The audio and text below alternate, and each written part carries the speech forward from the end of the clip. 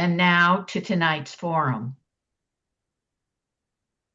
Good evening. I am Anitra Steele, the chair of the Forums Committee. Welcome to our forum for Jackson County Legislature, Districts 4, 5, and 6.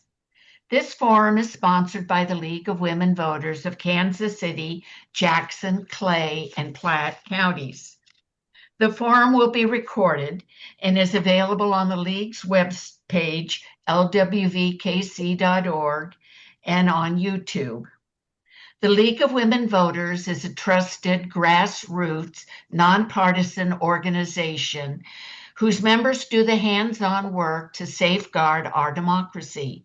While we neither endorse nor oppose candidates or political parties, we are directly involved with sharing the important issues. Our mission is to empower voters and to defend our democracy.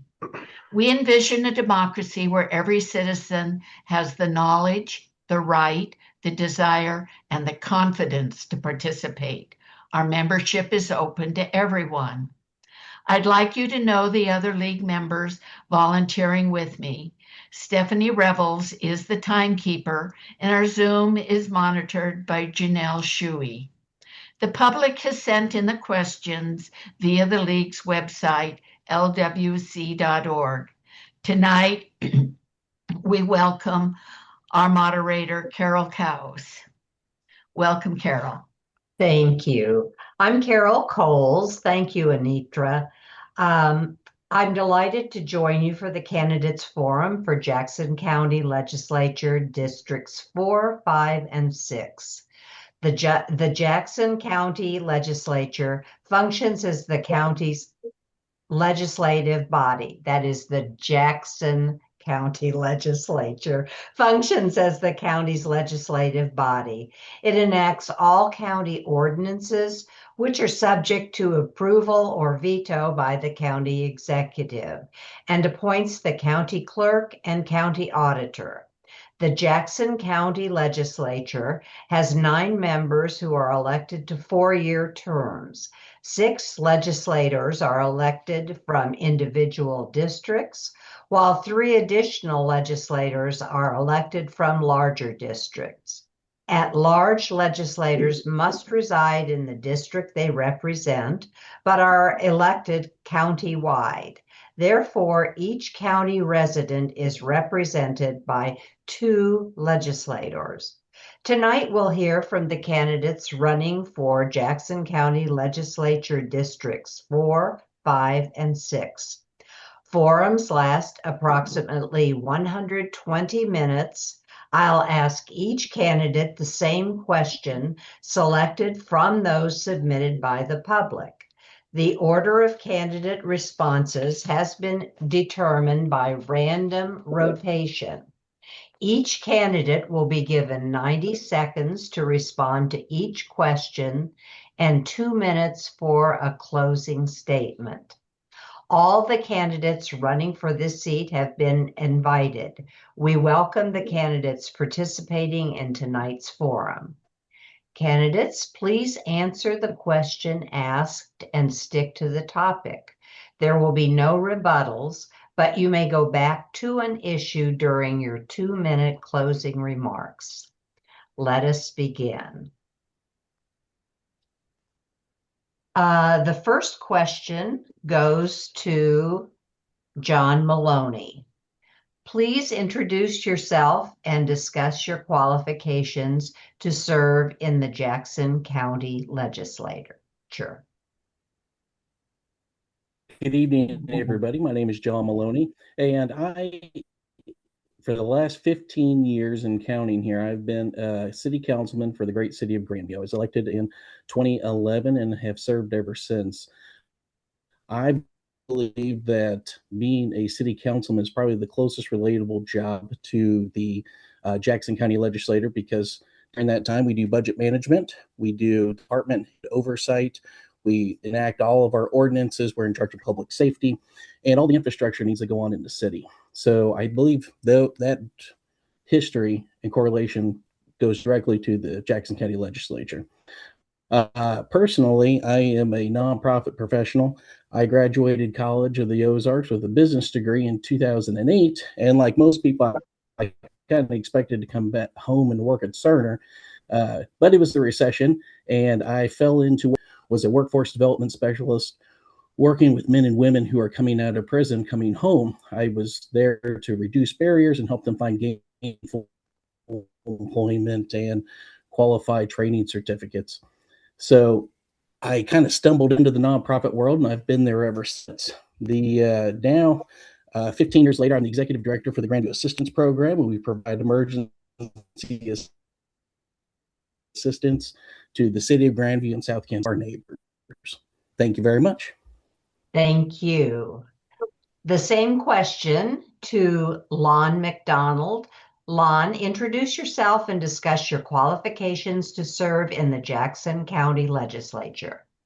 Hi, my name's Lon McDonald. I'm a senior citizen. I've lived in Grandview for over 40 years by choice. I serve on numerous nonprofit boards as a volunteer, including I served for 25 years in the Institute of Inspection, Cleaning, and Restoration certification, guiding them into buying a world headquarters, restructuring their finances. And my last posting with them was international vice president, so I got to travel the world and represent the standards. I'm also currently the vice president of the International Video Game Hall of Fame. And yes, I am a famous video game player, so some people say. And I serve on Marriott's board and several other ones, and they all have the same kinds of makeups you got to deal with. At least in IICRC, it's legally defensible standards and documents, which basically relate to what we're doing with, we would need to do with the ordinances and those kinds of things. Thank you. Our next participant is Byron Townsend. All right. My name's Byron Townsend. I'm a retired letter carrier. I live in South Kansas City, born and raised in Jackson County. I'm presently a member of the Hickman Mills School Board, which I believe gives direct relevance to the Jackson County job. We average about a $98 million budget, which we use to direct, decide what buildings, what infrastructures needed for the schools. We also do policies. We probably have the toughest of all elected jobs because not only do our policies have to be approved by the school district, but we also have to make policies within city ordinance, state ordinance, county ordinance, and federal ordinance. So we have to somehow guide or find our ways through all those ordinances to govern a school district. Through those 10 plus years on the school board, I've served with plenty of people that have gone on to be legislators or city councilmen. I've served with a mayor pro tem, and through all that, Thank you. Okay. I hate to cut you off, but your time is up. Dale Carter, you're next. Thank you, ma'am. Appreciate it. I've lived in Blue Springs for the 31 years that I've lived in Missouri. I served for 3 terms on the Blue Springs City Council, numerous committees. In fact, right now, I'm a member of the Combat Commission for Jackson County. Professionally, I've been in the radio business for almost 50 years, all 31 of those years here. In fact, the job's what brought me to the Kansas City area. I run KFKF and Q104 radio. I do the morning show at KFKF. I'm also the radio voice for Blue Springs and Blue Springs South high school football. I've got a lot of different sidelights here. I run my own business, the Dale Carter's America podcast. So I think, like Mr. Maloney, a lot of what I've done on the Blue Springs City Council correlates very well to what they do on the Jackson County Legislature with budgets and ordinances and and different personnel issues and things like that. So, yeah, I think I'm very qualified for the job, and I look forward to the election. Thank you. Next, Antoine Jennings. Hello, everyone. I'm Antoine Jennings. I'm running to bring proven, accountable leadership to our community. As a former nonprofit director of NACA, as a current nonprofit director for My Brother's Keeper Network, I have a double master's. I have a master's of education. I have an MBA. I currently sit on the land bank as a commissioner here in the city of Blue Springs, as well as a former commissioner for the Human Relations Commission here in Blue Springs. My career has always been centered on public service and getting real results. Through my work with local housing policies, the American Red Cross, and regional boards, I've dedicated my life to build stronger and safer neighborhoods. I'm running because our community deserves transparent governance and practical solution. My focus is very clear. It is laser clear. Fair property tax assessments, protecting homeowners while revitalizing unused properties, better regional transportation, connecting our towns and cities so residents have seamless access to jobs and healthcare, and accountable public spending, ensuring every single tax dollar is used efficiently for our families. I bring the experience, the legal training, and the dedication needed to lead on day one. I'm Antoine Jennings, and I'm asking for your trust and your vote. Thank you. Thank you, Mr. Jennings. Bill Haley is next. Yes, ma'am. Thank you very much. Professionally, I was employed for 32 years in the industrial manufacturing sector, and I managed large budgets and large organizations. I finished my career as a plant manager, vice president of manufacturing for a manufacturing company. During my career, I've worked for-profit corporations all the time, so we've always had to make budgets, and we had to make payroll as well. So I think that that experience is relevant as well, managing the county's finances. Presently, I'm serving on two boards. I serve on the Board of Aeronautical Commissioners in Lee Summit, and I also serve on the school board in the Lee Summit LSR 7 School District. The LSR 7 School District's budget is between the capital budget and the expense budget is approaching $400 million.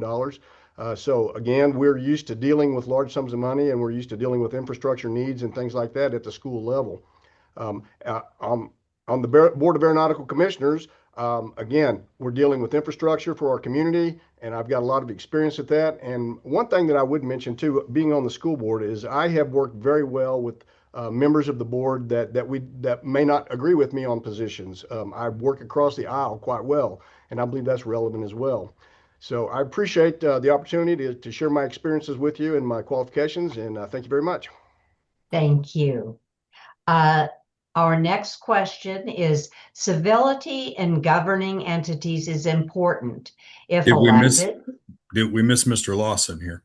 Oh, I'm sorry. Mr. Lawson. I'm here. Yes, please. The question is, what makes me qualified for this job? Yes. I've spent all of my adult life, the last 40 years of my adult life in Jackson County. I shed a lot of blood, sweat, and tears in this county. I spent 15 years in the construction trades in the area before I returned to college full-time to earn 4 college degrees. I have a degree in secondary education, a degree in American history, and I went back to earn my degree in American history. I spent a lot of time in Kansas City teaching science in all kinds of different communities, and I've become very familiar with the communities here. In the last 50 years of my life, my wife and I have owned and operated Bean Counter Cafe in downtown Blue Springs. I'm the executive director of the Downtown Blue Springs Community Investment District, where we spend a lot of time talking about budgets there. And of course, as the owner of a small business, most of my life is dealing with budgets and how to spend money and how not to spend money. We survived COVID and bad landlords, and are proud now to be part is not in my district, but a part of a rebuilding downtown district in downtown Blue Springs. Thank you. Thank you. My apologies. That's Our all. next question is civility in governing entities is important. If elected, what would you do to maintain a civil, businesslike, and mannerly atmosphere in the legislature? And Lon, you go first this time. Excellent. I think one of the main things is making sure that you address every single person in the room to give them their opinion, and it needs to be a respectful environment. When people start raising their voice and getting out of control, it instantaneously puts people off and makes the whole room not function well. And the more people you have expressing their opinions, coming to a common consensus, the better everything's going to run. Okay. Thank you very much. Bill, you're next. Yes, I would say my experience on the school board lends itself to this question quite well, because we have a very diverse group of people that serve our community in the school board, and from very different backgrounds, and have very different ideas about the way forward. And I will say that we have established a set of board norms that we use that are the rules that we use when we're on the dais, and even not on the dais, and how we're going to conduct ourselves with one another and with the public. So I believe that meeting everyone where they're at is very important. And I think that mutual respect is something that everyone should get. And I believe that I have a track record of showing that, and I would continue to do that, after the election in the Jackson County Legislature. Thank you. Thank you. Byron? Okay. My mother once told me that what makes you think you're so special that somebody needs to change for you. So that's the kind of attitude that I take into everything. We may not agree with each other. I'll give my point, you give your point. And that's what kind of helped me survive the 30-year career in the Postal Service. And we all know about the stress atmosphere in the Postal Service and the term going postal. Well, when you add that I've also been a union steward for the letter carriers for over almost 30 years, that stress elevates a lot further. And through all that time, I've never had a manager leave a meeting with me not satisfied or thinking that I didn't give them proper respect for what was going on. And also, as far as our school board, there's been some times that we don't agree upon everything, but you just have to recognize that everybody has different styles of communicating, different ways of perceiving things. And when you look at things like that, it kind of helps you to understand that it's not personal. It's just people feel the way they feel, and you shouldn't hold it against them. I'm sorry, I need to tell you your time is up. Next, Antoine. So political discourse often feels more like a contact sport than public service, but restoring civility isn't about eliminating disagreement. It's about changing how we disagree. Passionate debate is very healthy. Personal animosity and hyperpartisanship is not. So I plan to bring focus and outcomes over personalities, emphasize practical governance, and model conviction without hostility. I'm going to stand firm in my conviction on the things that I believe in, because when it comes to representing the people of the 5th District of Jackson County, I'm going to go 10 toes down for the constituents, for all the constituents, not just for the ones who vote for me, but even for the ones who didn't, because the focus is representing the people. That's why on this campaign, the banner of our campaign is putting people first. Thank you. Thank you. Dale? Well, again, working on the city council in Blue Springs, there was a lot of crossing the aisle and working behind the scenes with people. But I would point to my podcast, Dale Carter's America, because even though it's a conservative podcast, I've had Democrats on many times. I mean, Phil Laboda was a guest many times before he became the interim county executive, because I'm trying to work across the aisle and find things that bring us together rather than tear us apart. And I'm also realistic to know that if I win this seat, it's been a 7-2 split for a while on the Jackson County Legislature. So in order to get anything done, I'm going to have to work across the aisle with Democrats. So I think I've demonstrated the ability to do that. I feel strongly about my convictions. Like Mr. Jennings, if I win, I'm going to be, what'd you say, 10 toes in for the 5th District. I can go along with that. For Blue Springs, Grain Valley, Oak Grove, Buckner, Sibley, a little bit of Independence. Those are the areas that we're going to represent some people who feel underrepresented right now on the Jackson County Legislature. Thank you. Tony. Yes. Civility. That's very, very important. It's, I have O'Brien in my name. So there's O'Brien, the Irish, we kind of like to fight a little bit. And so I think there is as Antoine mentioned, there is a healthy, vigorous debate. But I think there is a point you have to realize that when you have your own self-righteous indignation, that maybe you're in too far, you're in too deep, your emotions are too involved. I'm afraid that what's involved in a lot of American politics is the sports mentality of thus us versus them. And my goal, if I'm elected, I would like to step away from the sports mentality of politics that's grabbed a hold of politics and driven a wedge between the parties and constituents that can't even talk anymore because the politicians can't even talk to each other anymore, and it's disturbed families. So I'm a big believer in civility, but I think it starts with me. Thank you. John? Thank you. I think it all has to kind of come down to gifts and talents. Everybody who's on a board has their own gifts and talents, and what's great about a board is everybody brings all of those things together. When you question something, questioning only makes projects better. It only makes you a better elected official. Questioning doesn't recognize that people have their own gifts and talents, and you're trying to figure out what they can bring to the table.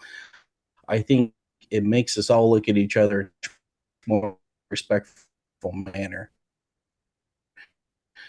Because we've mentioned tonight a lot of working to the city council. Roads, there aren't Democrat or Republican roads. There aren't Democrat or Republican parks. The taxes aren't Democrat or Republican here. We just have to do that together. And it should be a 7-2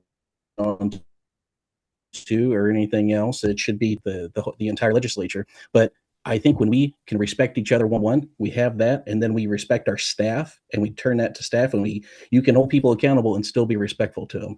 So I think it's recognizing gifts and talents of all the people who are in the room. That's the most important thing that we can do. Thank you very much. Our third question is as follows. What are your top 3 budget priorities, and what programs would you protect if revenues decline? And the first person to answer that is Dale. I would say we should look at government differently. What is it we want our government to do, and how are we going to pay for it? And in Jackson County in particular, what are the core constituencies? What are the core competencies of our county government? And I think first and foremost, our most important responsibility is the tax assessment issue. We've got to get that right. And obviously it's been botched. They're working on it now. And the next legislature that comes in is going to have to make that more permanent. Then beyond that, what else do we do? Roads were mentioned. Roads are an important thing. And I think that the Eastern Jackson County roads in the county are being ignored. And I would like to see what we did in Blue Springs, where we took the overlay budget and divided it evenly among the council districts. There are folks in Eastern Jackson County, Oak Grove, Grain Valley in particular, that have county roads that haven't had anything done to them in a very long time. Parks would be the next thing, the courts, public safety. And then beyond that, I'm not sure what county government really ought to do. Let's get back to our core competencies. Let's do those right, and then maybe we can build on that. Thank you. Byron? Okay, I'm kind of like Dale. We need to do what we do better. This tax assessment was horrible.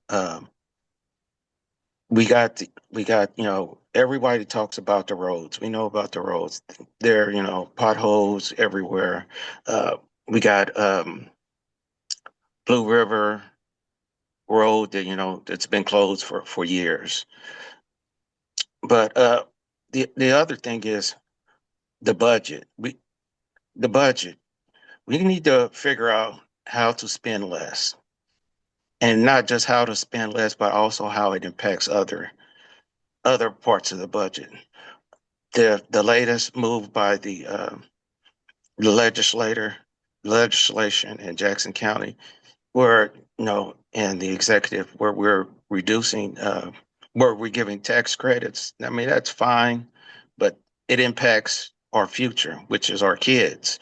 So when we start doing things, we need to not just look at what the immediate impact is, but the long-term impact of what things are. And that's kind of what I do, is I kind of look at all the possible outcomes of a situation before making a decision. Thank you. Lon?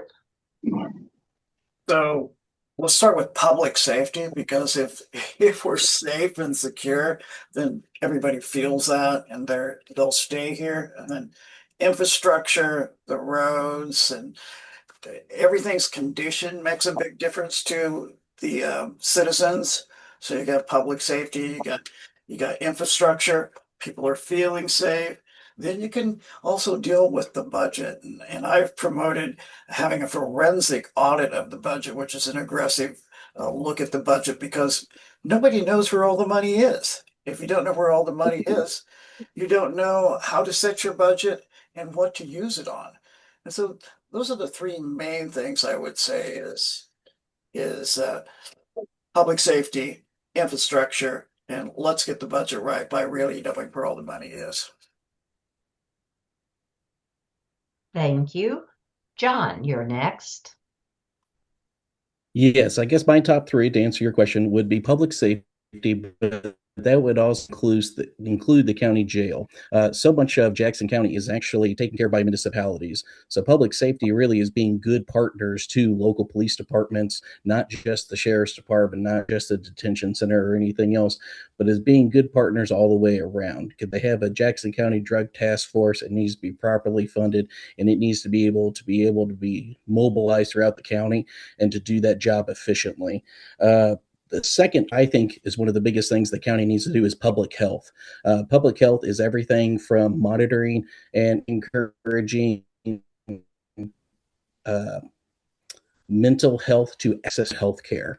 That's one of the biggest things that we have to do. The county doesn't have a huge checklist of things that they're supposed to be doing. We partner a lot with University Health to take care of that aspect, but I think accessibility to public health care is one of the main things that we have to do and safeguard with the budget.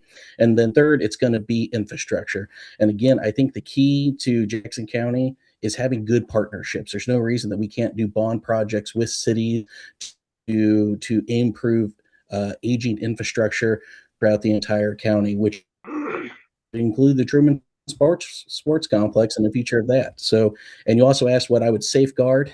Two things I would try to safeguard, but I do think they need to get overhauled and looked at, would be combat funds and outside agency funds. Those are two very important keys that we need to keep in place. Thank you very much. Bill, you're next. Yes, ma'am. I would like to address, first of all, the revenue side of things by fixing the assessment issue, or at least working to fix the assessment issue. The county has to have a reliable stream of revenue, and they have to know how much that revenue is going to be. And the taxpayers deserve to know that as well. They deserve to know what their tax assessments are going to be, and they deserve to know that the county is using their tax revenue wisely. Once we can focus on getting the revenue side of things squared away, I think the top two priorities for county government should first of all be public safety, and that includes both the law enforcement and the fire department, as well as the ambulance district. And recently, I was down at the legislature whenever they invited comments from some of the taxing jurisdictions, and the library was there, Mid-Continent Public Library. Several of the municipalities and other taxing jurisdictions were there. And quite frankly, all of those taxing jurisdictions are sitting on pretty good reserves right now. And I don't think revenue is really a shortage issue for those taxing jurisdictions. I think once we deal with public safety, then we got to deal with infrastructure. Finally, as the third thing you asked about, my top three priorities, and that's what it would be: getting the revenue side squared away, taking care of the public safety issues, and then making sure public safety is supported. And you ask also, if funds were limited, what would I continue to support? Public safety is going to definitely be one of those things, as well as infrastructure, because infrastructure is necessary for our economy to work in the county. Thank you. Thank you. Tony? My priority is I agree with what Bill is. We have to get this tax debacle straightened out. As a historian, I know from what I've studied about empires and civilizations, one of the reasons they fail is because they can't collect taxes, is that people lose their faith in government to provide services and do the things they ask. And we're seeing that right here in Jackson County. And so I see it as critical that we restore faith in local government by straightening out this tax debacle as best we can. I expect we're not going to make everybody happy, but we have to do the best we can and restore faith in county government. My priorities would be infrastructure, and I go back to Harry Truman on that. Harry Truman's the one that pulled Jackson County out of the mud, and I think that put us on the road to the greatness that we once had. So infrastructure, safety, and education, because that's the reason the great communities we have in District 6 are great, is because we have great education systems here. So infrastructure, public safety, and education. Those are my priorities if funds start to fall short from tax revenues. Thank you very much. Finally, Antoine. So balancing a municipal or county budget requires distinguishing between strategic investments that drive long-term stability and non-negotiable core services. So my top three priorities is, we all agree, property tax fairness and assessments transparency.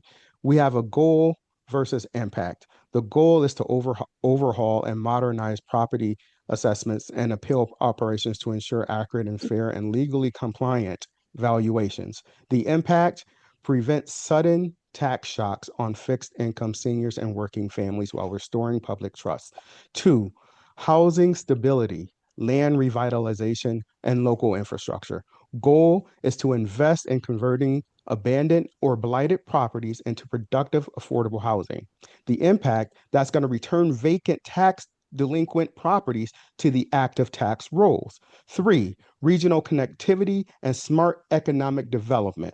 Goal is to target investments towards intercity public transit connectivity. That is key for me. Small business growth and workforce development programs, because we can't talk about fixing public safety without giving the people something to do. What's the reason behind crime? It's because of a lack of things to do and jobs, et cetera, et cetera. The impact: it links workers directly to job centers across neighboring municipalities, and it boosts the sales tax vitality. Thank you. Your time is up. Our fourth question is as follows. Artificial intelligence data centers have stirred up controversy in Jackson County and elsewhere. What involvement of the county do you feel is appropriate?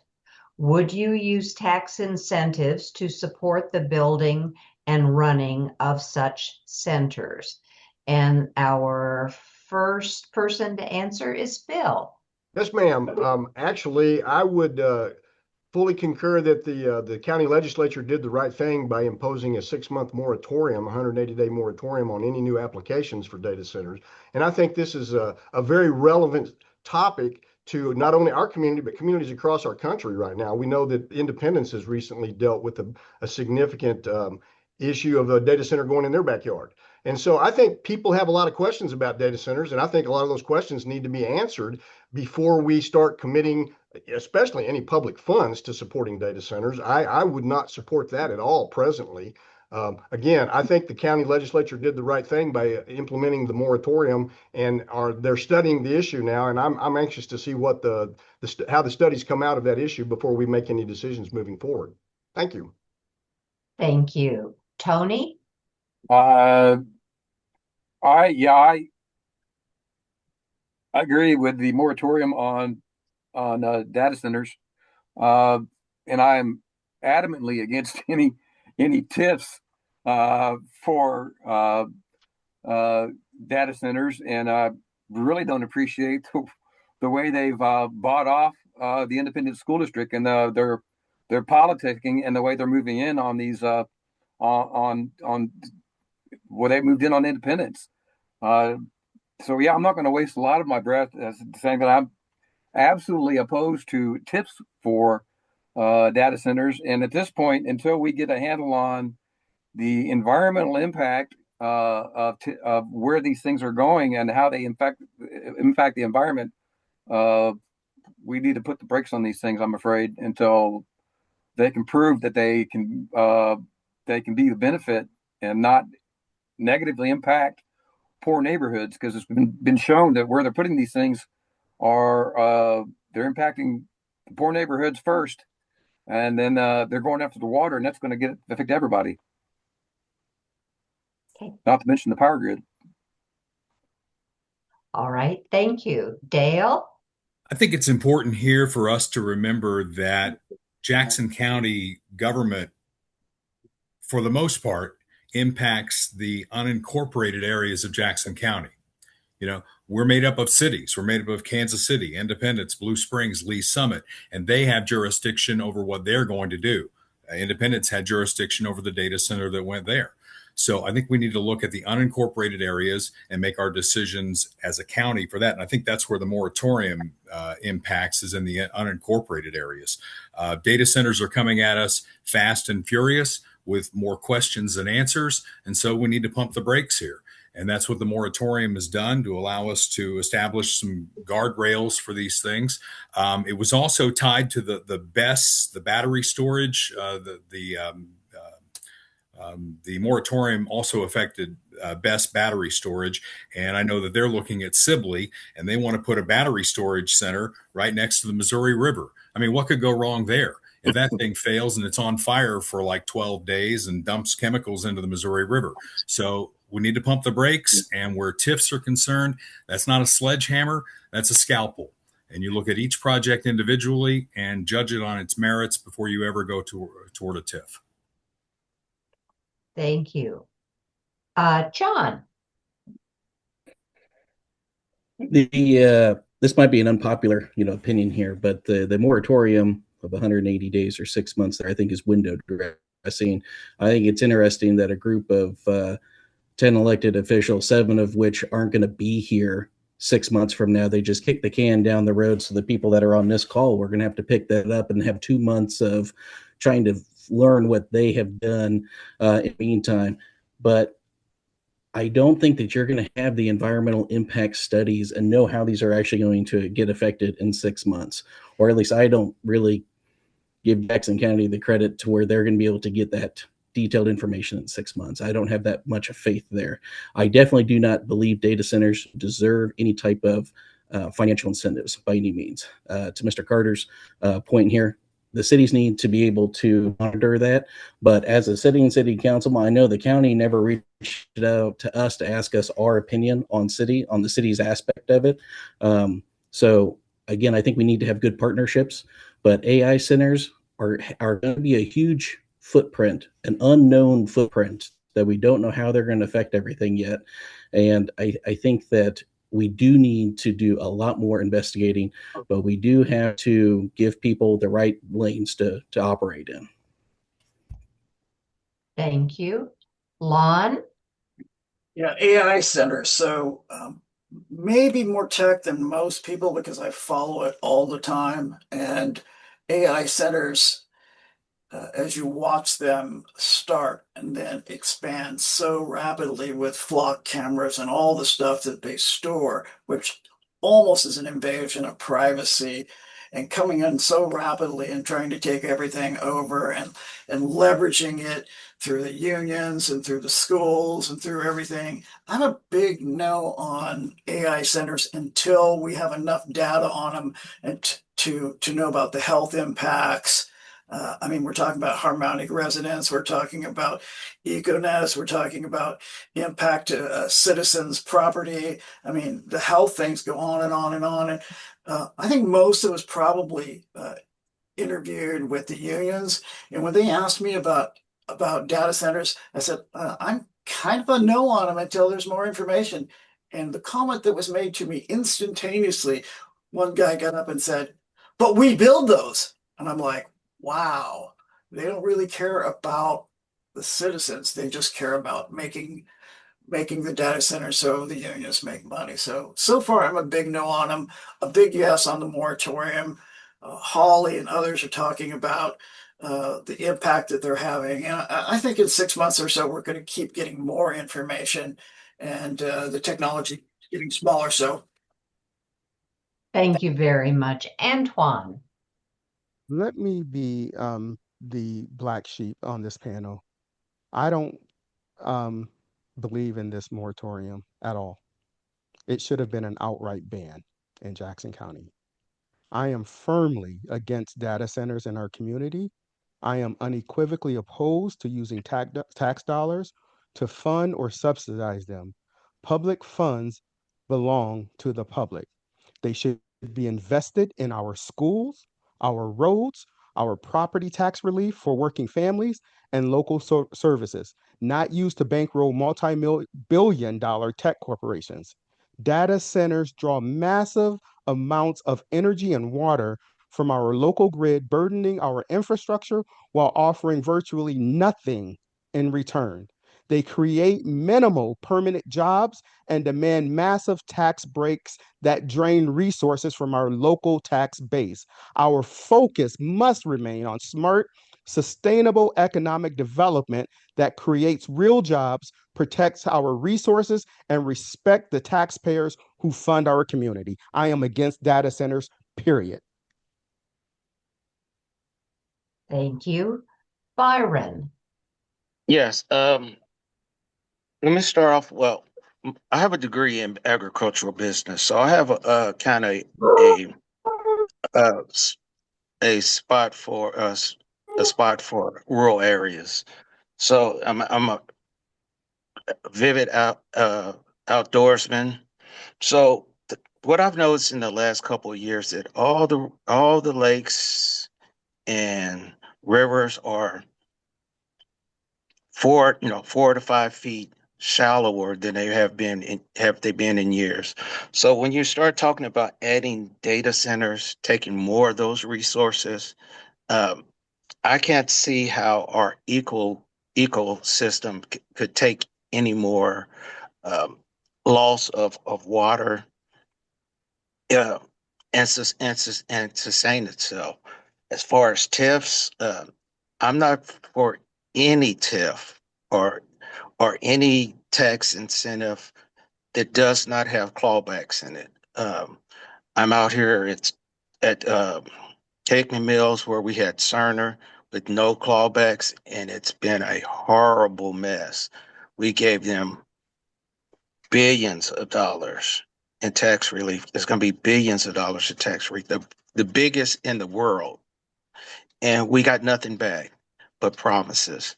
So, like I said, I think it was Antonio who said that these billionaires are making money, basically making money hand over fist, and I don't see why they need any help from any county funds or city funds or any I'm sorts. sorry, I'm going to need to stop you. Thank you very much. Our fifth question is, with the loss of Arrowhead Stadium and the relocation of Kauffman Stadium, what do you envision for the Truman Sports Complex? And Antoine, we'll start with you. So this is going to be the vision. Well, let me just put it this way. I am absolutely against moving any of our stadiums. The people of Jackson County have paid for those stadiums over the last 50 years, and we are due a refund from the Kansas City Chiefs. And if the Kansas City Royals move, then I will be going after getting some of that money back for the people of Jackson County. However, we have to take care of our Truman complex. This is an investment that the people of Jackson County has put money into for the last 50 plus years. That is not an investment that I want to see go to waste. So as a legislature, we have to find out what's our best use practices. Let's go ahead and remodel Arrowhead. Let's get another team in here. Let's do all the things. We just had a successful World Cup here in Kansas City. Let's make it a venue for soccer. I'm not a soccer fan, but you know what? Let's make it a venue. But whatever we do, we're going to keep the taxpayers in mind, and we're going to do what's best for the people of Jackson County. Thank you, Byron. Okay, I'm kind of on the fence on what to do with that, but I'm not a developer. But what I would propose is to create a urban development commission and look at the stadium and have them look at cities that have teams that have left them and seen what they've been able to do with their stadiums, and then come up with a plan based on our needs, the location of our stadium, the location of our property, and go from there.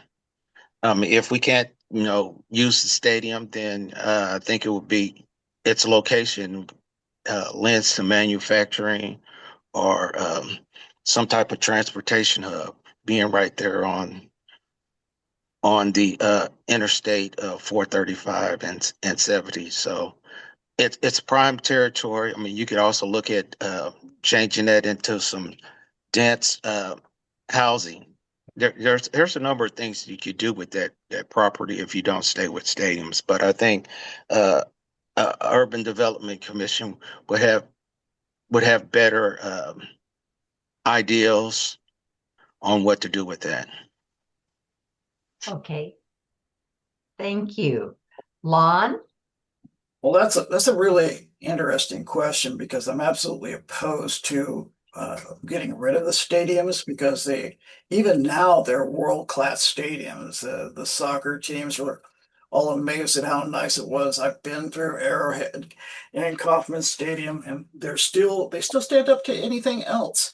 The level of grade that it took to move was pretty amazing. I'd like to see another team there, but the reality is probably going to be mixed use housing. Sadly, that's a really blighted area, so it's really going to take a bunch of smart people to change that into something else. And I hope they have something imaginative, like the item that's over the railroad right now. Like, well, who could have thought of that? So I want something to go in there that nobody thought of, to make us all go, wow, that's cool, and still use the stadiums. So probably a soccer destination, I think, is really pretty cool. Okay, thank you. John? I'll be perfectly honest with you. I am not going into this with a particular dream of what is going to happen with the Truman Sports Complex.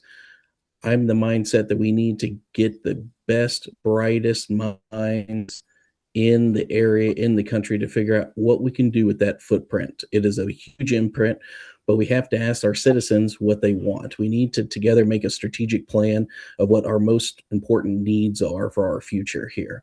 I think if we go into it with the mindset we have to replace the revenue that we're losing, that is going to be a very narrowing focus, and I think it's going to limit us on what we could possibly do. Because if we just look at what we're losing on a 1% tax in Kansas City, we can't chase after dollar for dollar. We have to say, what are the needs of our citizens? What is the needs of our Jackson County? Because there's no reason in the world that you can't have a downtown ballpark right there if you build a downtown right around the ballpark. You have those abilities. We just have to dream it, but we have to ask our citizens to figure out what they want. We have to have good community sessions, listening sessions, town halls, and we have to be able to listen to our community. Thank you. Tony. I have to confess, as an academic, I am not the biggest sports fan you will meet. And so as far as what happens to the pro sports there, I'm a bit indifferent. I know it's 422 acres of county property. And I very much agree with what Lon said. And I think Dale said, I'm losing a little bit of track here, but that area can be turned into something really cool. It's right next to the Rock Island Trail. I ride my bicycle to the stadium from Lee Summit. That could be connected to the Little Blue Trace. We have one of the world premieres county park systems in the world right here in Jackson County. That area could be connected to the county parks. That we have a huge homeless problem. We could turn those into tiny homes. We could have community garden. There's great demands everywhere for community gardeners. There are a lot of things we can do with that besides sports. But I would defer to the experts on that. And if they say sports is a better choice, we're going to make more money with that, I'm willing to go with that.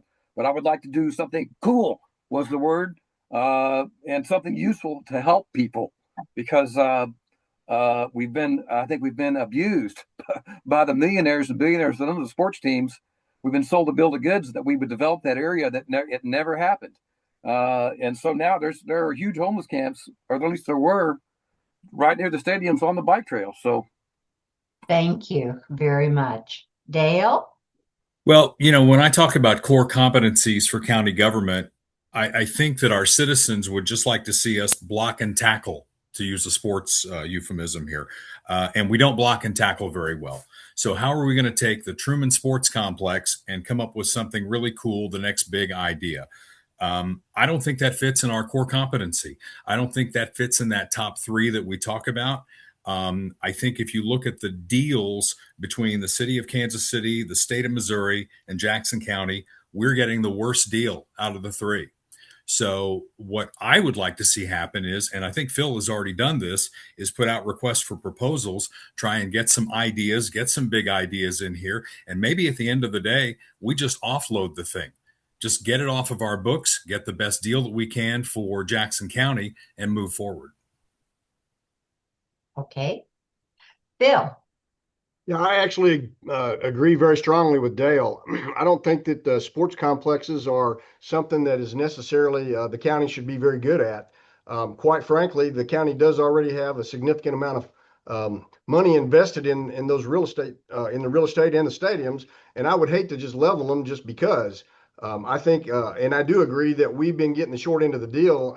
Our taxpayers have been getting the short end of the deal on these sports franchise deals. One thing I am definitely not in favor of is making our citizens, putting them on the hook for any significant amount of money that has to be spent other than just maintenance on these stadiums. I know that they can be used for other purposes, concerts and other venues or other things of that nature. But again, I'm not a developer. I do believe that the right approach is to get some proposals in from people that are developers and either, work with those folks or like Dale suggested, just unload the properties and let the developers deal with them. But again, I sure don't want to put the taxpayers on the hook for any more money to try to attract another sports team or anything like that of that nature. Okay, thank you. Our next question is, there are 4 ballot measures from the Missouri Legislature on the August ballot. I'm going to ask you about the two most controversial ones. First, Amendment 4 would require that ballot measures submitted by citizens could only pass if they achieved a majority vote in each of the 8 congressional districts. Amendments from the legislature only require a simple majority of all voters. What is your position on Amendment 4? And the first person to answer will be Dale. Well, what I'm going to say about Amendment 4 is I have my own personal feelings about it, but I don't think it affects the county government. I don't think it affects the job that I'm interviewing for here. So I would prefer to talk about Amendment 2. So I don't know if you're going to ask me about Amendment 2, but that's what I'd prefer to talk about. Well, this is about Amendment 4. And is that the totality of your answer? Yeah, I don't think that affects what we do at the county level. I don't think it affects any of the top 3 things that we talked about. It doesn't affect our core competencies. It's something that every voter ought to vote their conscience. And I just don't think it affects what we're doing at the county. Okay, thank you. Bill? Oh, I'm sorry. Did you say me? Yes, I did. Oh, I'm sorry. I agree completely with Dale. Amendments 4 and 5 have no bearing on what we're doing here at the county level. So I know you're talking about 4 presently right now. And again, I have my own feelings about it, but again, I don't want voters in Jackson County making their decision whether they want me as their county legislature based on my opinions on something that doesn't affect the county. So again, I'm just going to say I don't have a position on it at the county level. Okay, next will be Antoine. I believe those answers should tell every voter what we need to know. I am adamantly against, let me make it clear, I'm against Amendment 4. It undermines majority rule. And for any candidate to say it has no bearing on Jackson County Legislature or Jackson County, that is just adamantly false, and it should be a disqualifier for office, period. Because here's the thing, we the people here in Jackson County, we're part of the state of Missouri.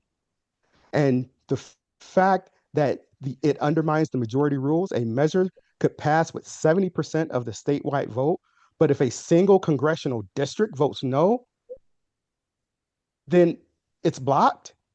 That's asinine. So I am adamantly against 4, and I will stand on that position so the voters can know where I stand. Thank you. Okay, Tony. Just Amendment 4. I'm adamantly against it. Amendment 4. Yeah, adamantly against it. It's one of the reasons I'm running for office is it's this out-of-state push from the GOP to make our legislature do things, and I'm tired of it, and I'm adamantly against it. Then that's all I need to say. All right, Byron. Yes, I'm against it.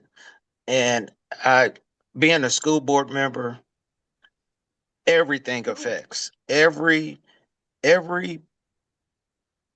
government level affects the school district, therefore affecting Jackson County. So if you start taking funds, if the state stop providing funds, then the Jackson County is going to have to step up. If it's just I can't believe that people are looking at this amendment just on the surface and not how it affects down deep, at the lower levels. And that's why you have to have, contacts with your different levels of government, your state reps, your city council, to get a view of how these things could affect you in the county. Okay. Lon? I'm going to agree with my colleagues in it's not a Jackson County legislative issue. we have no vote on it. I have my personal opinion, which is going to echo everything that everybody else has said so far. And I'll just say again, it doesn't affect us. We can say what we want to vote, which everybody else already has, and I would agree with them, but it's not something we vote on. So I'm not really sure why the amendments be a question. John. Yes, ma'am. I am a no on Amendment 4. What I do think is ironic about this particular election cycle here is having Amendment 1 at the same time as Amendment 4, because Amendment 1 originally was a ballot initiative that was passed in 1984 to help fund our state parks, our conservation department, the our Department of Natural Resources, which funds things in Jackson County now. So I think when you try to block or alter that process, you are affecting the future of Jackson County, because if you can't pass those things, a great program like that sales tax that funds our state parks, if you can't pass that in the future, it's going to affect us. So this is a long-term effect that could actually affect everybody. And I think our responsibility as elected officials for the county is to look out for our taxpayers, our residents, now and in the future. Okay. Our next question is Amendment 5. Amendment 5 proposes replacing the income tax with increased sales taxes, including sales tax on services such as haircuts and auto repairs. What is your position on Amendment 5? And the first person to whom this will go is Tony. As a small business owner in Jackson County, I am rabidly against Amendment 5. Probably 75-80% of my regular customers are retired. This Amendment 5 would puts their head on the chopping block, and it would destroy a small mom and pop business like my own. We operate a great community business by the thinnest of margins. We can barely stay open. Something like this would destroy my business and destroy a great community institution. So on a personal, it's easy to be adamantly against Amendment 5. And even if I step back, I can just see this is just a terrible, terrible tax. It's not worked any well. It's not worked well in Tennessee.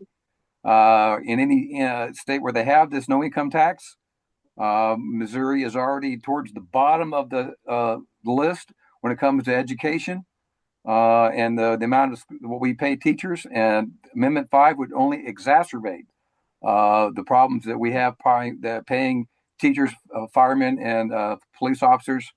Absolutely not. Absolutely against Amendment 5. Okay. Lon. So Amendment 5, I'm pretty much on the record for how I feel about Amendment 5. So I am gonna comment on it. Amendment 5 is arguably one of the worst amendments I've ever seen because it has no plan.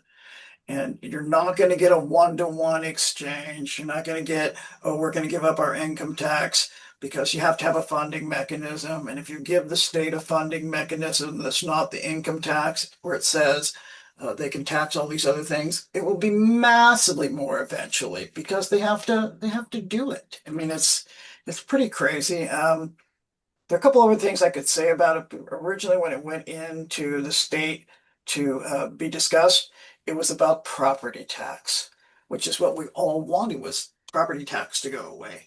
Instead, they didn't address it at all, and we get this amendment on income tax. Not needed, not wanted, going to damage companies, going to damage elderly folks like me. Okay. No, the answer's no. Thank you. Dale. Well, again, I'm not going to comment on Amendment 5. I have my own personal feelings about it, and I'm going to keep those to myself and encourage everyone to vote on it. But like Lon, I kind of wish property taxes had been front and center, because property taxes, if we're talking about the county, that's our responsibility. And property taxes are what's killing our residents, killing our businesses. So on the county legislature, I'm going to fight like hell for property tax relief for businesses and for residents. And as far as Amendment 5 goes, I think everybody ought to vote on August, whatever it is, the first Tuesday in August, and make your feelings known. The 4th of August. Thank you. Antoine. So I want to talk to the residents of District 5. Hear me carefully. Again, adamantly, I'm a no. I have an opinion, and I'm going to have an opinion. This amendment, it shifts to a regressive tax system. Income taxes are based on the ability to pay. Sales taxes are regressive. Working class families, seniors on fixed incomes, and low income residents spend a much larger percentage of their earnings on everyday taxable goods than high earners do. Tell me you want to give millionaires and billionaires another tax break without telling me. Number two, it does impact our property tax adjustments, but it's volatile because that is in the hands of the local subdivisions to adjust local levies and offset sales tax expansion. Number three, it's protecting core services. Income tax accounts for a massive portion of the state budget, funding roads, healthcare, public safety, infrastructure. It's phasing it out without a guaranteed stable replacement, and it's going to threaten long-term solvency of public infrastructure. Now, you can't say you care about public safety and infrastructure and then say you don't have an opinion on 5. Okay, thank you. John? John? Yes.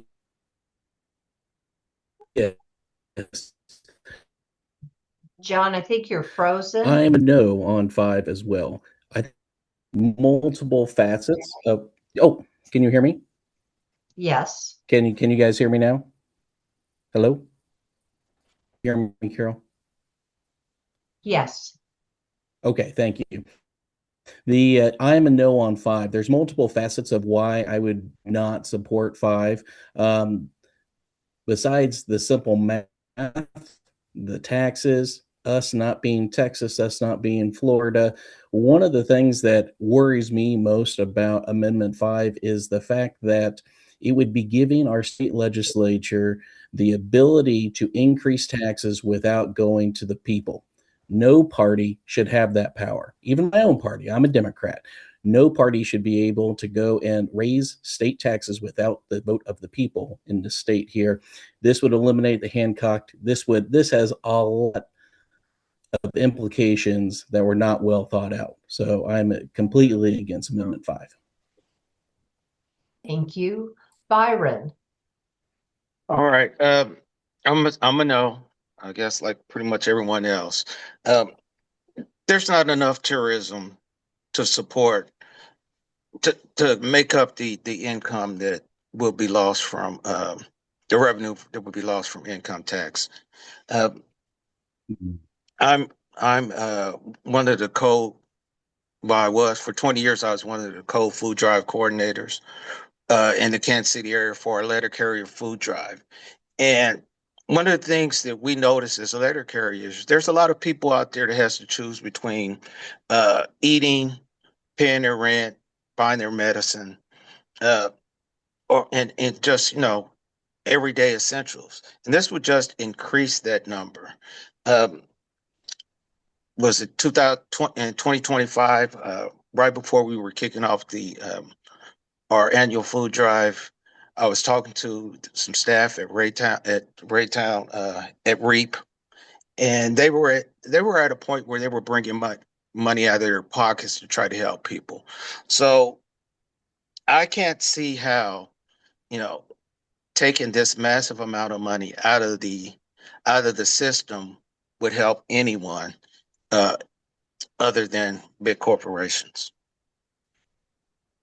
Thank you. Bill. Yes, ma'am.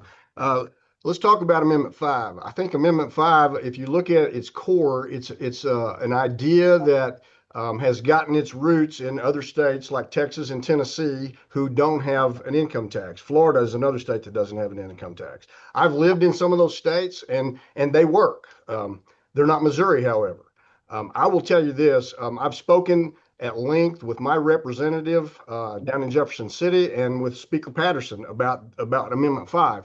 And we shouldn't even be debating that, quite frankly, because a number of gross mischaracterizations have been stated by several of the other candidates here. And I'm not criticizing that, but I'm just saying this is not a county issue. But I will say this, I think repurposing the revenue can be a good idea. I think Amendment 5 is a terrible execution of it, however, and I do not support Amendment 5. I do support trying to grow our economy, that's what the legislature is trying to do. I just don't think that the execution of Amendment 5 is the way to do it. So I'm a big no on Amendment 5 the way it's written. Thank you. Okay, thank you. Our next question is from a questioner who states, I was disappointed that many of the Jackson County legislators did not show up to the public hearing last week to discuss Jackson County's relationship and coordination with federal agencies, including DHS and ICE. Can you speak to such coordination with DHS and ICE by the county, and if there is anything you might propose to help protect our immigrant community? And the first person to answer this is Byron. Okay. I'm kind of the, well, I'm not kind of the opinion. I am of the opinion that federal agencies are federal agencies. And as long as they're not stepping over boundaries set by Jackson County or Kansas City or any other local jurisdiction, there's really nothing you can do about it. But what I do, I firmly support that immigrants should have a legal pathway into citizenship. I know in Grandview, their population has, in the last 15 years, their Hispanic population has grown by 4,000, I believe 4,000 individuals. So I believe they should be protected and they should have all the civil rights that any other person in America has. Thank you. Antoine. Wow, this is a question that I will say is very near and dear to my heart. If we are going to be champions of the Constitution of the United States, Antoine, could you move a little closer to your microphone? Sure. Is this better? Yes, thank you. Okay. So I said if we were going to be champions of the Constitution, then we need to be champions of the Constitution. The 10th Amendment gives states the rights to it's states' rights, right? And so if DHS/ICE comes within our territories, if they break state law, I don't care what agency you work for, you will be held accountable. And as a Jackson County legislature, I will be on the front line to protect every resident, not just in the 5th district, but all over our beautiful county, all 18 municipalities. I'm going to stand 10 toes down, I'm using that term again, for every single resident in Jackson County. If you break state law, if you break local law, you will be held accountable. However, I believe it was Byron that just said, this is a federal issue.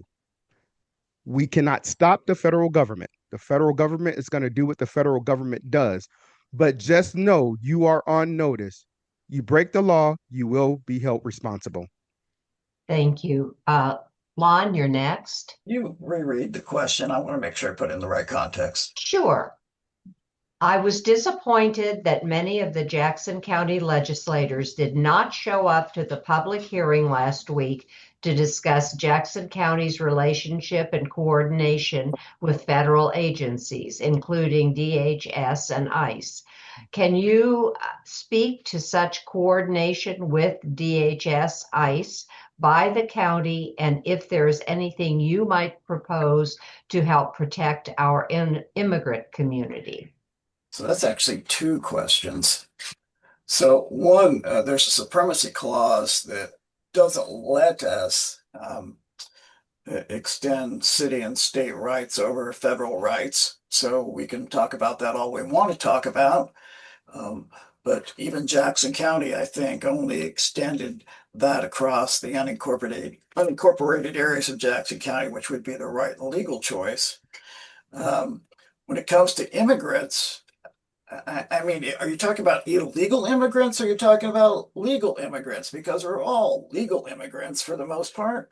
I'm not sure what you do to protect illegal immigrants. If they're here illegally, they should be detained and probably removed from the United States unless they're here on asylum. Okay. John? Sure. So the attendee, I agree to be disappointed. Whether you may like an issue or not, I think the important thing is the Jackson County legislator, you have to show up. At the very least, you have to be present, you have to be attentive, and you have to make sure that you are present so you can hear things, you can hear testimony, and you can just, I think attendance is incredibly, incredibly important here. I think that partnerships are the most important thing. I'm one of the 7 people in the city of Grandview that's responsible for the Grandview Police Department. The federal government has come into Grandview, but we have a good working relationship.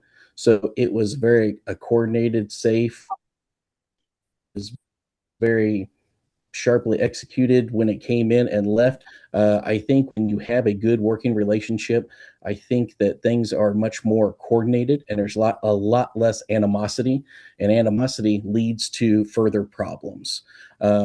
We have to work together, but I think by working together, you keep people accountable at the same time. So it's the legal process that's going to be happening, but by also protecting innocent people around and people's civil liberties at the same time.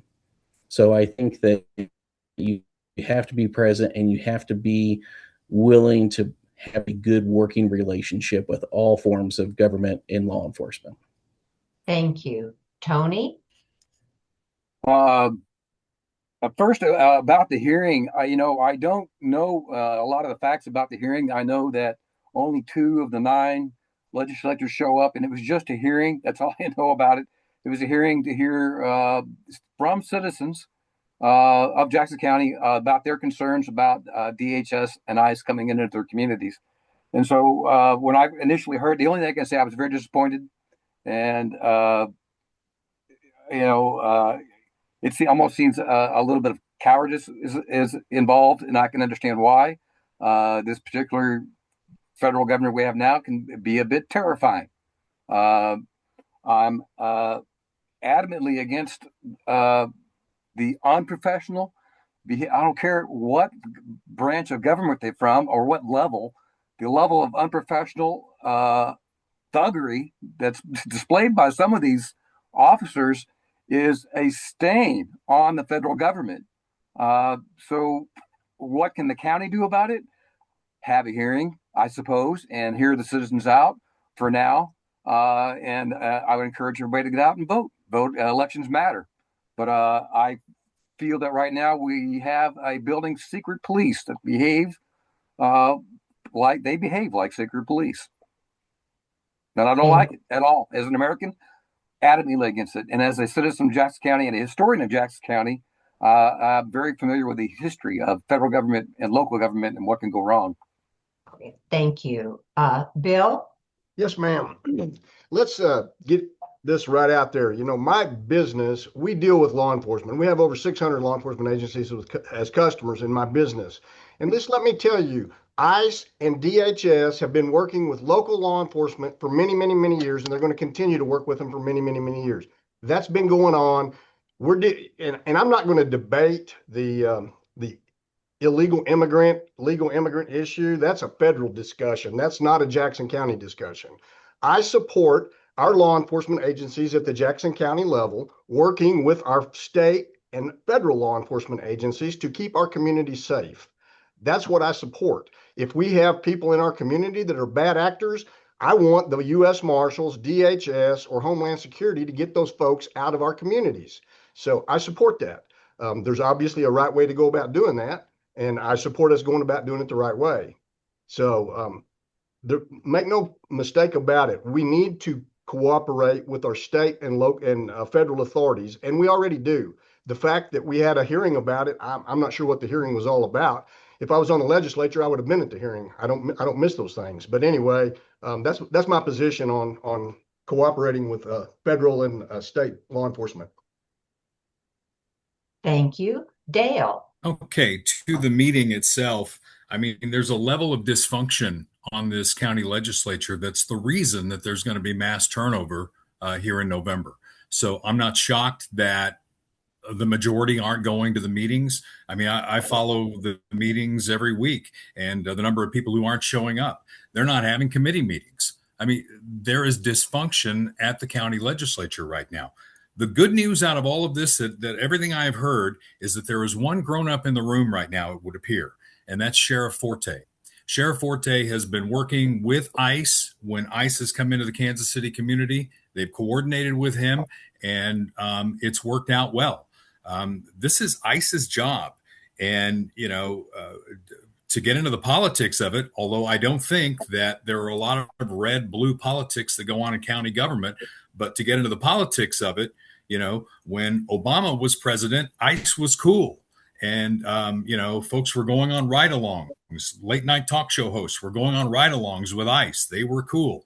And now they're not cool. So I think we need to check our politics here, but know that on the coordination level with law enforcement, I think Sheriff Forte is doing a great job. Thank you. Our Did I freeze? next question. No. Our next question is, what plans would you promote to make housing more affordable? And we'll start with Bill. That's a great question. My wife actually works in real estate. She's been a real estate agent for over 20 years. And so we have a finger on the pulse, so to speak, of the housing community, at least in eastern Jackson County. I think the best way to help folks into good housing is with good jobs, quite frankly. If you have good incomes and you have good jobs, you can afford decent housing. I think what we need to do at the county level is to continue to support policies that encourage good businesses to come to our communities and to offer good jobs to our citizens.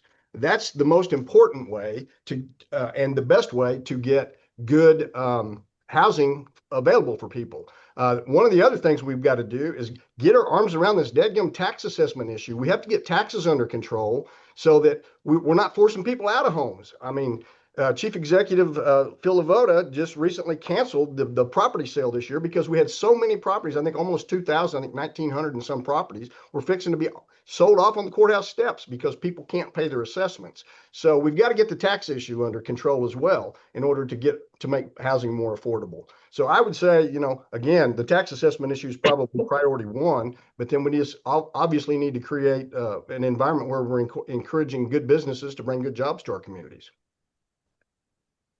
Thank you. Tony. Yeah.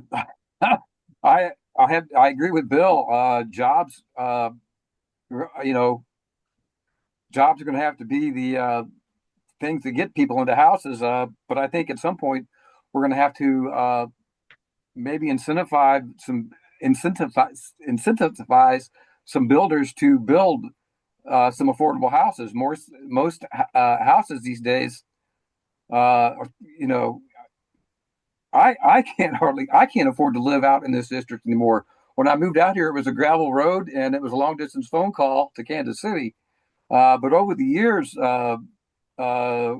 it's turned away from cow pastures into the 5, 10, 20 acre estate lots, and that driving the tax base up.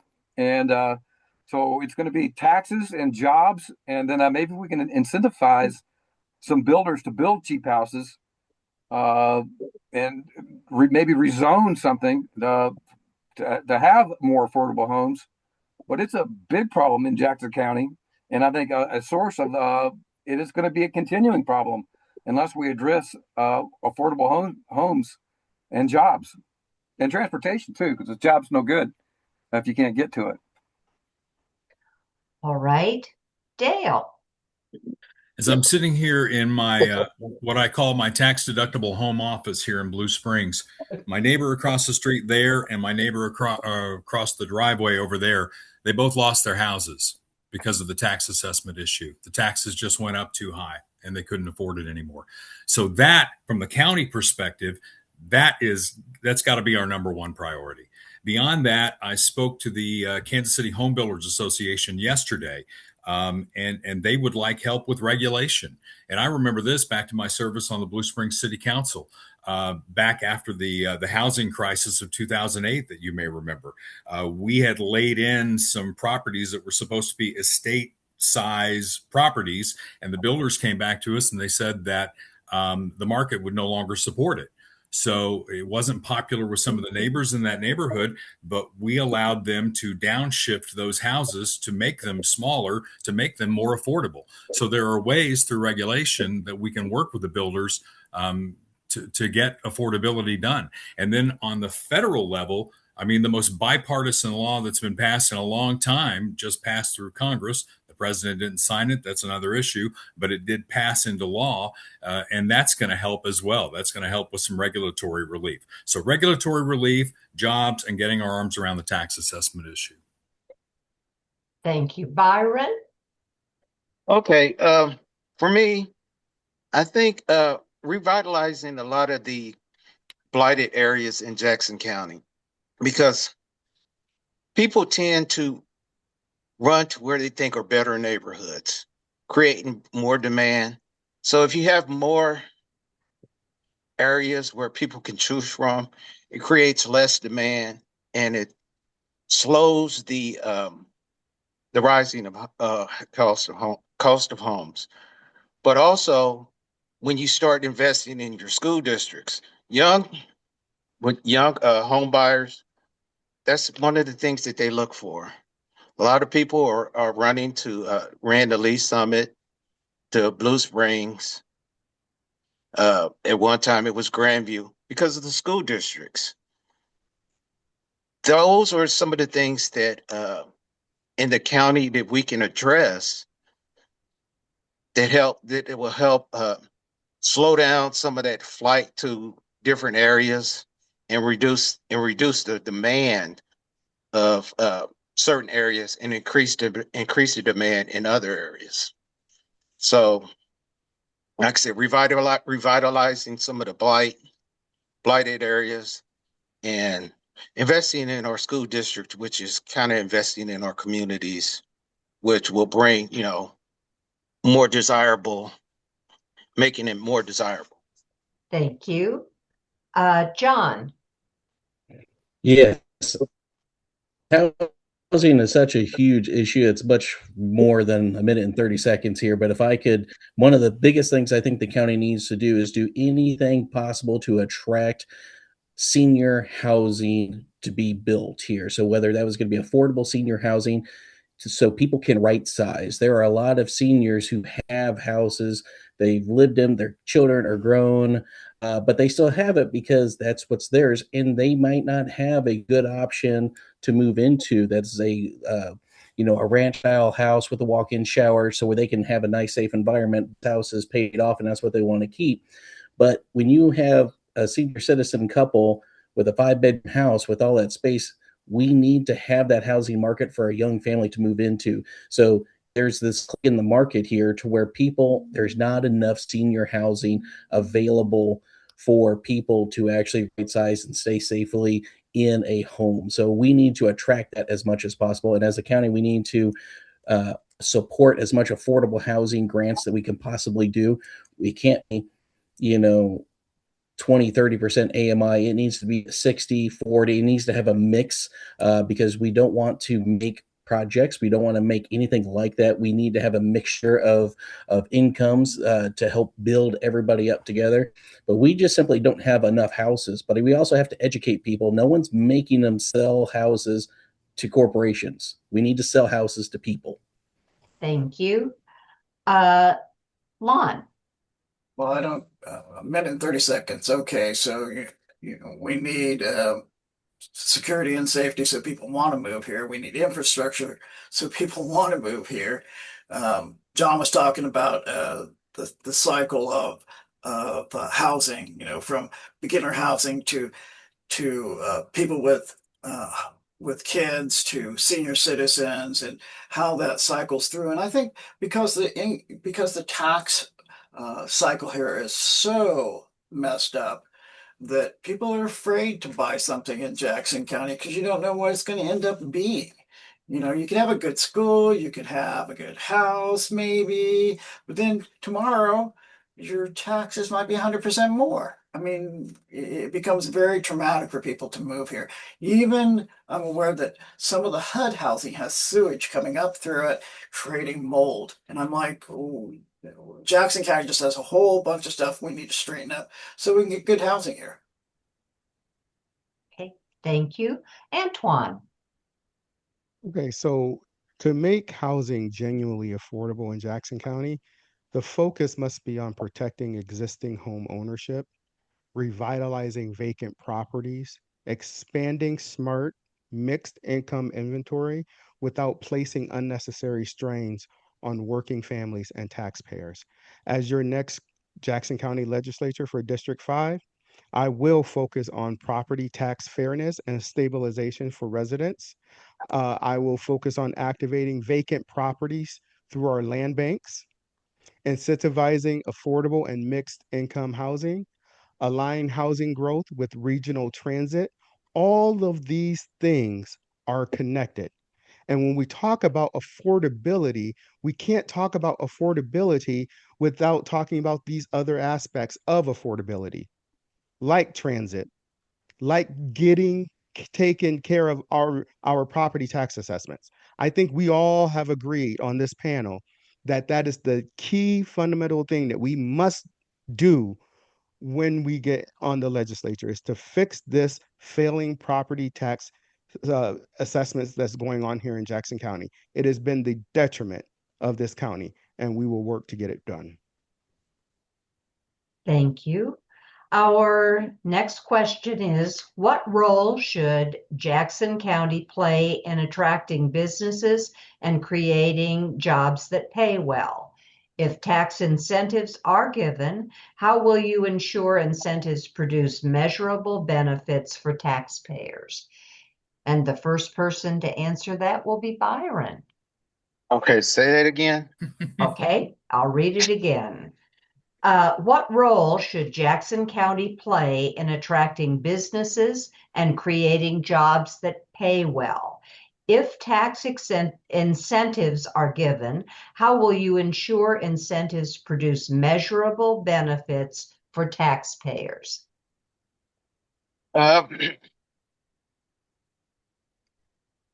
First of all, if there's any I'm not really fond of incentives, but if you're going to give any incentives, they have to come with some type of clawback or way to pull those incentives back if they're not living up to what they agreed to. You want to put, when you do those type incentive things, you want to put community agreements in there. Make sure that the businesses are paying a living wage.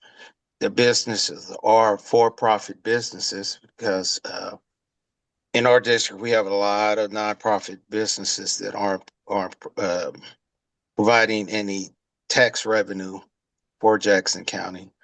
So there's a lot of things that we could do a lot better, which goes back to the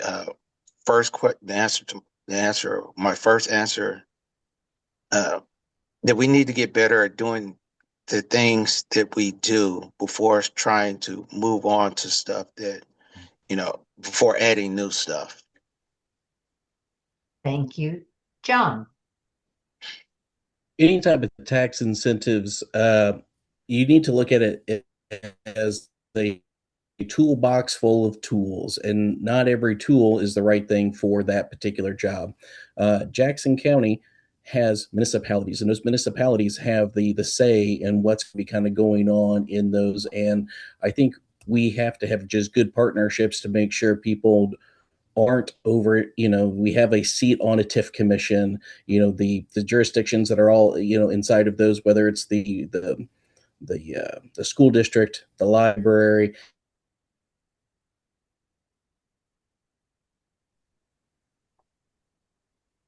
is going to be a part of that. All has to have a little bit more they can use to incentivize for different properties.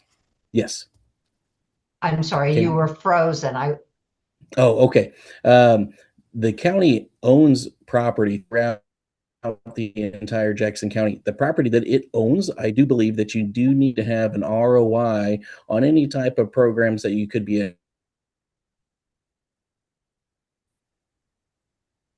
I think Jackson County's big and the state.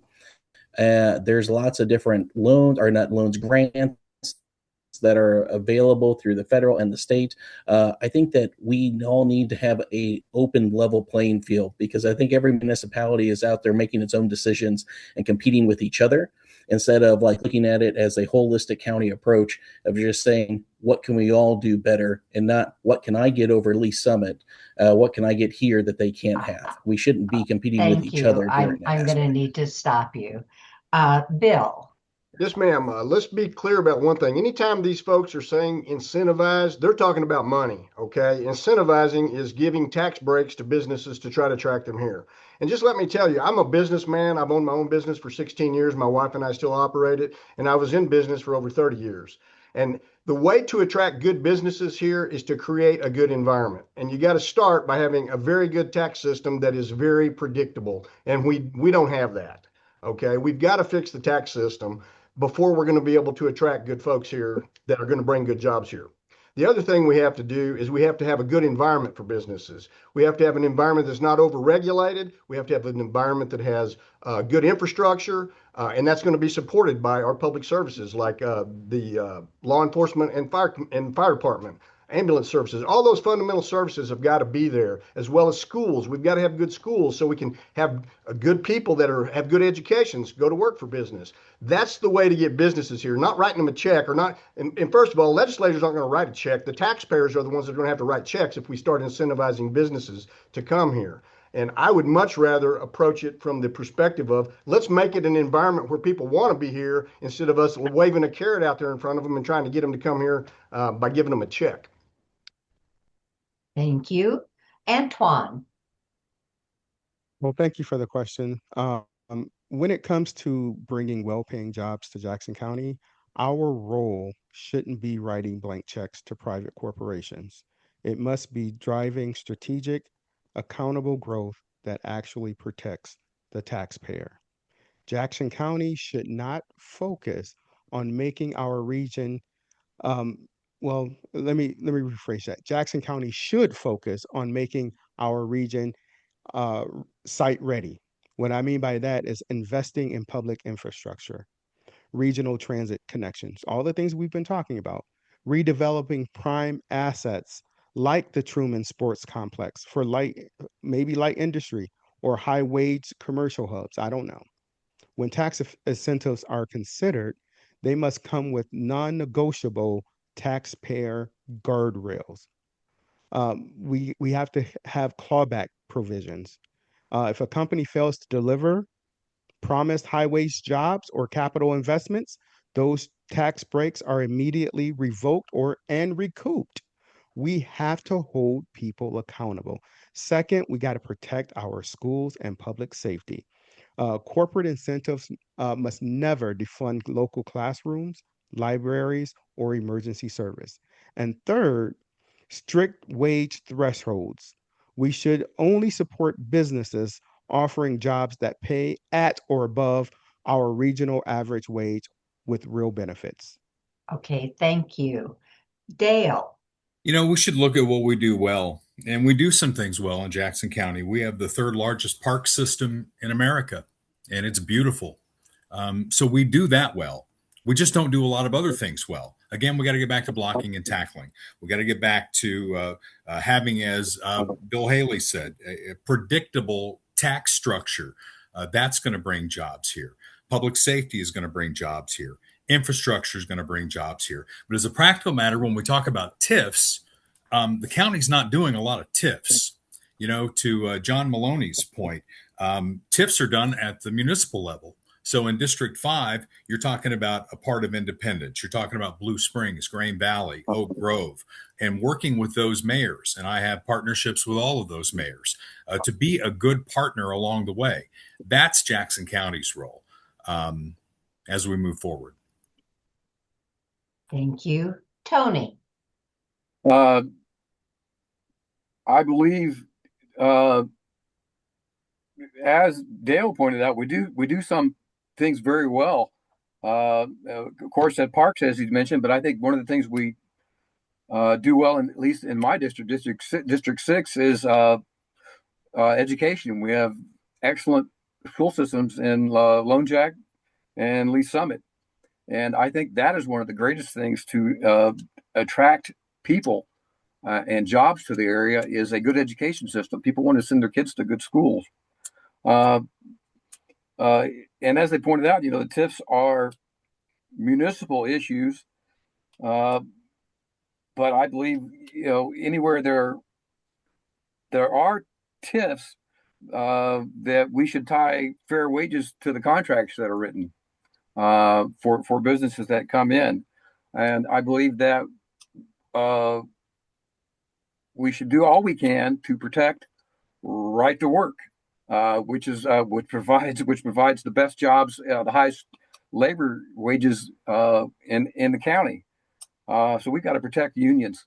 And it seems like every time the Republican majority gets in the state house, they want to turn this into a right to work state, which is not helpful. Thank you. Lon. Business. So I'm actually a small business owner too. Try to work every day so I don't get old and fat, because that'll happen quickly for me. It's only so many cookies I can eat in a day. But if we don't have public safety, and we don't have infrastructure, and we don't have good schools, we're not gonna attract business. If we have bad tax practices, we're not going to attract business. It doesn't matter how much we beg. I am absolutely against TIFs and tax abatements unless they're measured against something. And we've just seen some really, really bad fiscal practices here in Jackson County for stadiums moving other places and billions of dollars being given to billionaires. And I'm like, Jackson County doesn't deserve that anymore. We've been abused, and we need to start with the basics and fix the basics.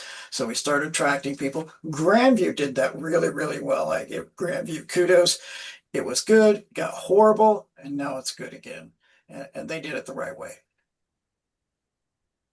Thank you. Candidates, it's now time for your 2-minute closing remarks.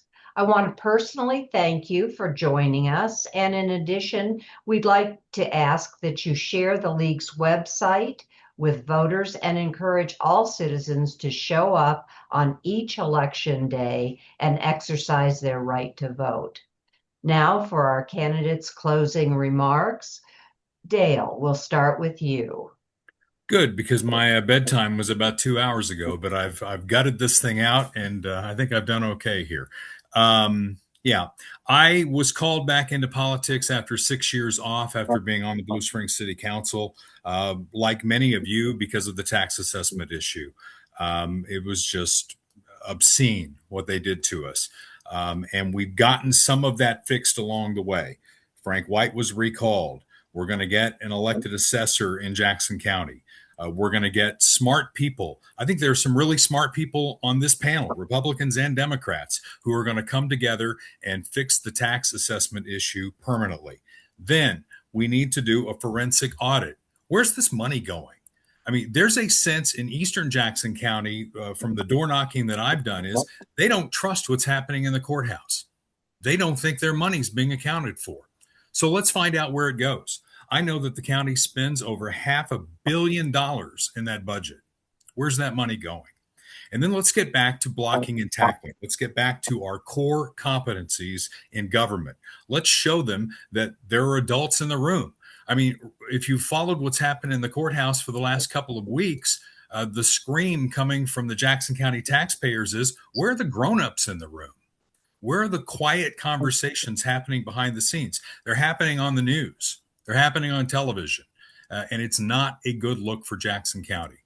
I look forward to serving with some really smart people, Republicans and Democrats, moving forward to fix Jackson County and get it on the road to recovery. Thank you. Lon. I've really enjoyed the conversation and people's perspectives, even though they're all wrong. No, I'm just kidding. They're not all wrong. I think we still have to start with the basics, and most people have focused on the basics, which is the infrastructure and the safety and security and dealing with the property tax. I encourage people to look at people's LinkedIn and their Facebook and see what they stand for. We've got small business owners. We've got, seems like, lifetime politicians. I am not a lifetime politician. I, like many people, felt drawn to politics at this point because Jackson County was in such a mess. And that's the major reason that I ran, is because I have the tools through the last 47 years worth of business management to help fix Jackson County. Thank you. Thank you. Tony? I believe that the last 45 years of my life have led to this moment. I spent 15 years in the construction trades. I've learned a lot about Kansas City. I've learned how to work hard. And I believe that my experience in academia and my research as a historian has made me uniquely qualified to serve on the legislature. I believe my 15 years as a business owner has demonstrated my ability to work hard.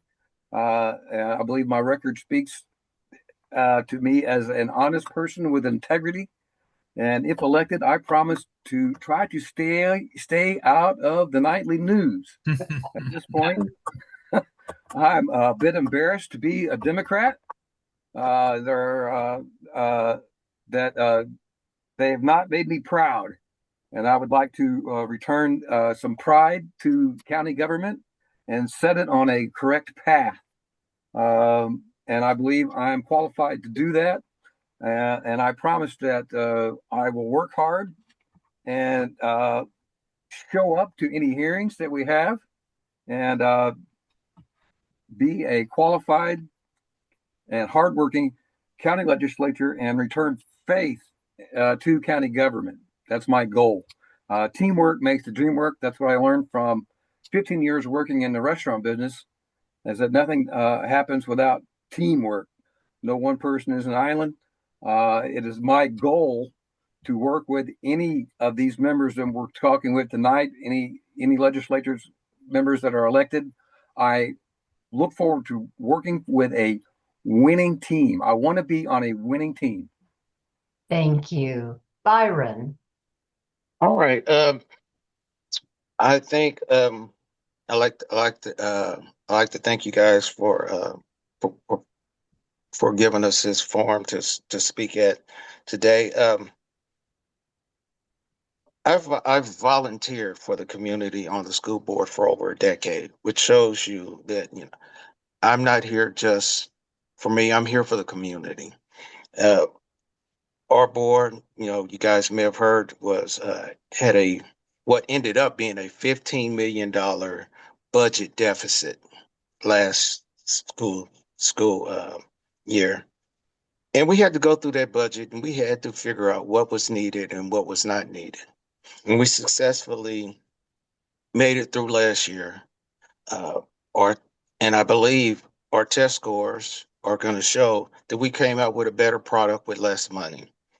Um, also, as if elected, I've already have colleagues. I mean, have colleagues and people at different levels of government ready to work with me. You have to not only be able to work with the people beside you, but you have to be able to work with the people in other levels of government above you or below you to get things done.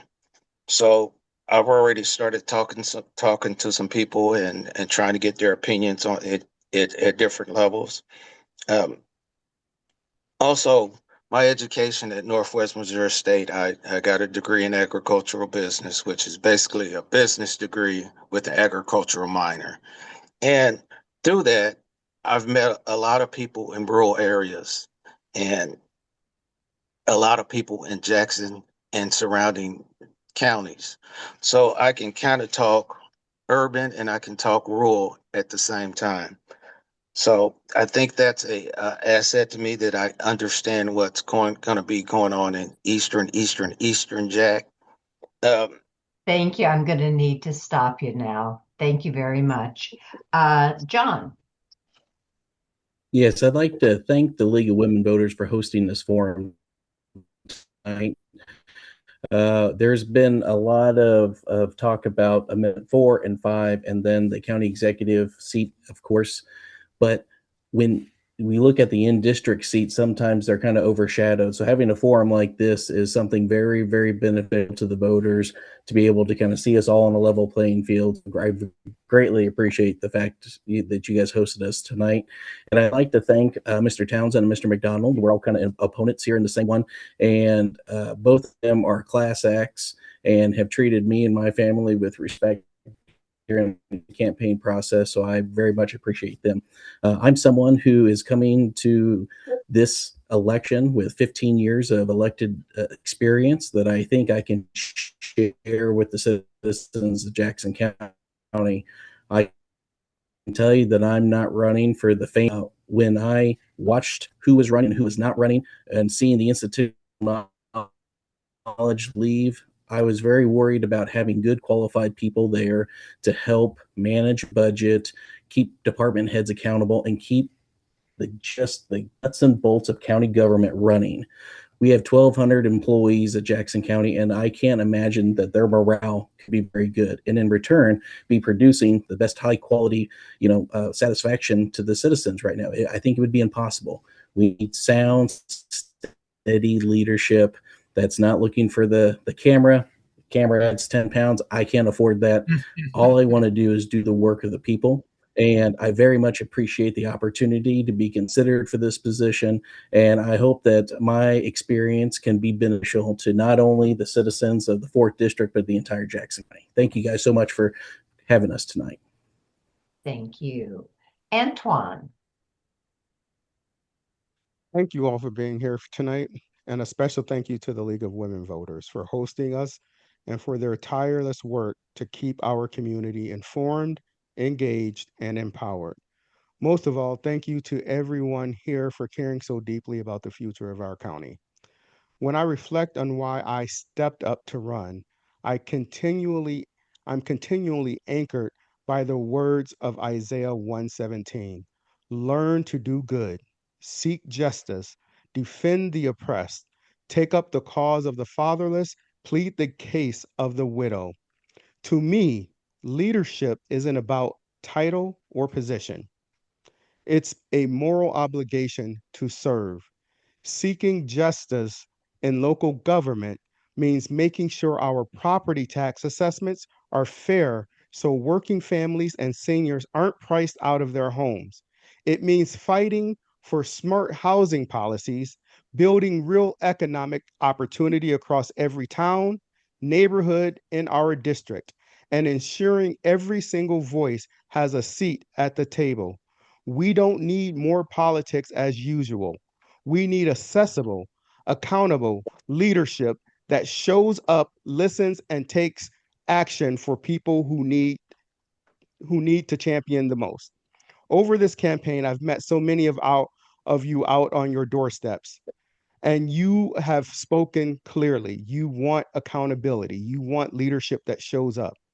So today, I am humbly asking for your trust, your support, and your vote.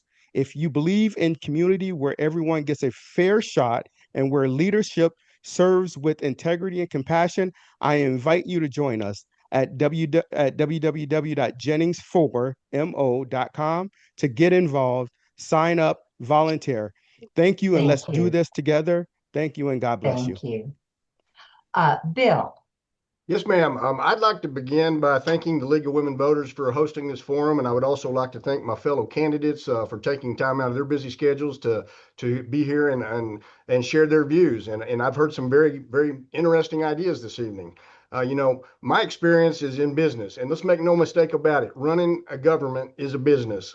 As Dale mentioned, they're spending $500 million of the taxpayers' money down there every year in Jackson County, and I can assure you there's a whole bunch of people lined up out in front of the building to get some business down there. Business people have to make tough decisions. I've got 42 years of business experience making those tough decisions.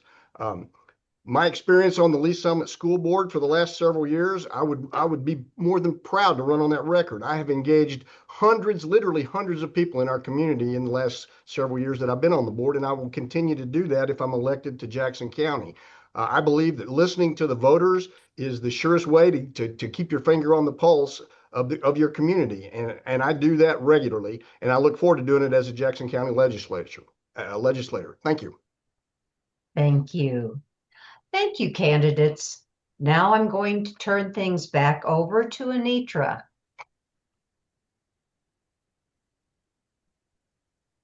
Thank you, Carol. Thank you, candidates. And thank you, audience, for your interest in the August 4th election. A recording of this forum will be available on the League's website, lwvkc.org. Please take a moment to share our forums via your Facebook, Nextdoor, and other social media channels. Tomorrow night, we'll be hosting a forum for the at-large candidates, districts 1, 2, and 3. And remember, for voting and candidate information, visit lwvkc.org and vote411.org. Thank you. Good night. Thank you. Yeah.